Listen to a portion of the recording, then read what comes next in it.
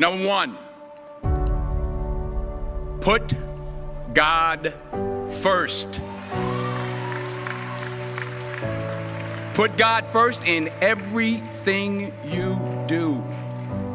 Everything that you think you see in me, everything that I've accomplished, everything that you think I have, and I have a few things, everything that I have is by the grace of God. Understand that. It's a gift. 40 years ago, March 27th, 1975, it was 40 years ago, just this past March, I was flunking out of college. I had a 1.7 grade point average. I hope none of you can relate. I had a 1.7 grade point average. I was sitting in my mother's beauty shop. They still call it beauty shops now? What they call it now? Yeah, I was sitting in the beauty parlor. I was sitting in my mother's beauty parlor, and I'm looking in the mirror, and I see behind me this woman under the dryer. And every time she looked up, every time I looked up, she was looking at me, just looking me in the eye. And I didn't know who she was, and I said, she said, somebody give me a pen, give me a pencil, I have a prophecy. March 27, 1975, she said, boy, you are going to travel the world and speak to millions of people. Now, mind you, I was flunked out of college. I'm thinking about joining the army. I didn't know what I was going to do, and she's telling me I'm going to travel the world and speak to millions of people.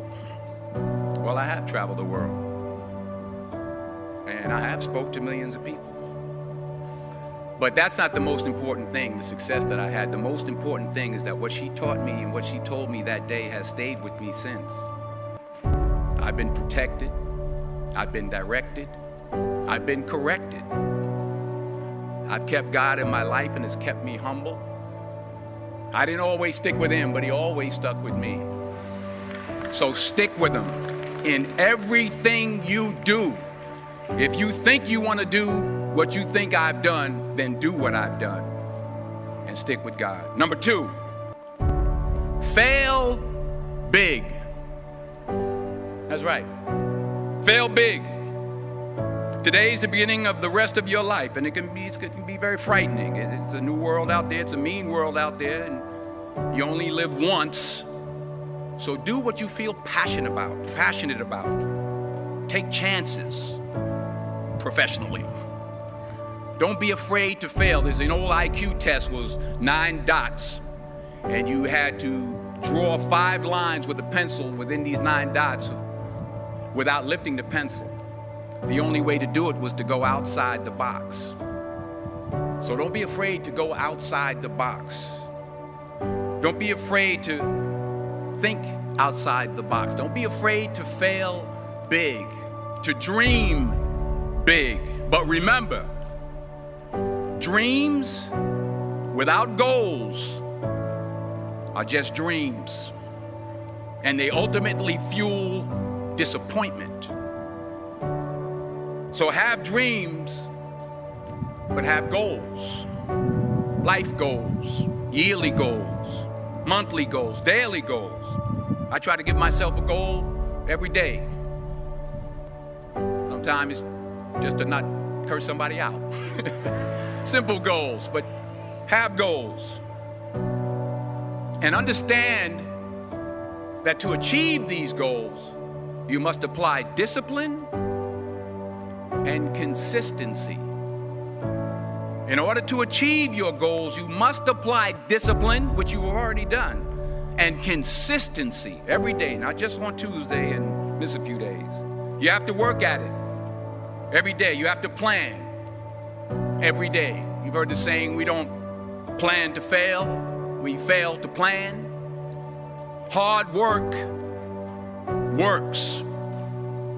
Working really hard is what successful people do.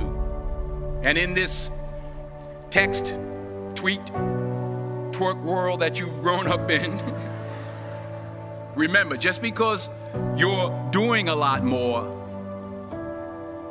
doesn't mean you're getting a lot more done.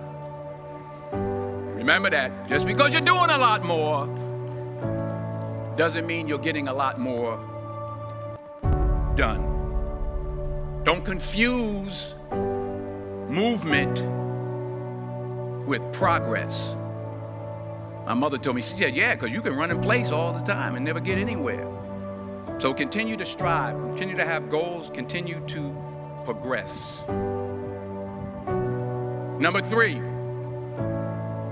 you'll never see a U-Haul behind a hearse. I'll say it again. You'll never see a U-Haul behind a hearse. I don't care how much money you make, you can't take it with you.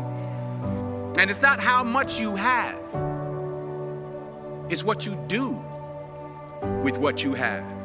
We all have different talents. Some of you will be doctors, some lawyers, some scientists, some educators, some nurses, some teachers. Yeah, okay. Some preachers. The most selfish thing you can do in this world is help someone else. Why is it selfish? Because the gratification, the goodness that comes to you, the good feeling that I get from helping others, nothing's better than that. Not jewelry, not big house I have, not the cars, but it's the joy. That's where the joy is, in helping others. That's where the success is.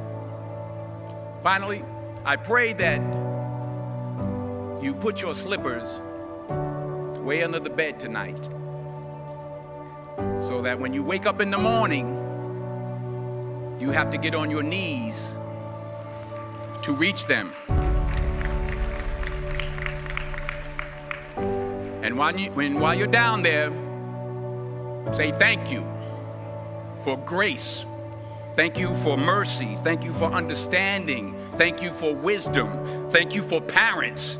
Thank you for love. Thank you for kindness. Thank you for humility. Thank you for peace. Thank you for prosperity.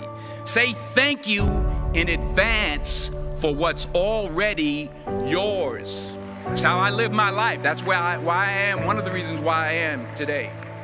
Say thank you in advance for what is already yours. True desire in the heart for anything good is God's proof to you, sent beforehand to indicate that it's yours already. I'll say it again. True desire in the heart, that itch that you have, whatever it is you want to do, that thing that you want to do to help others and to grow and to make money, that desire, that itch, that's God's proof to you, sent beforehand already to indicate that it's yours. And anything you want good, you can have. So claim it. Work hard to get it. When you get it, reach back. Pull someone else up. Each one, teach one. Don't just aspire to make a living. Aspire to make a difference.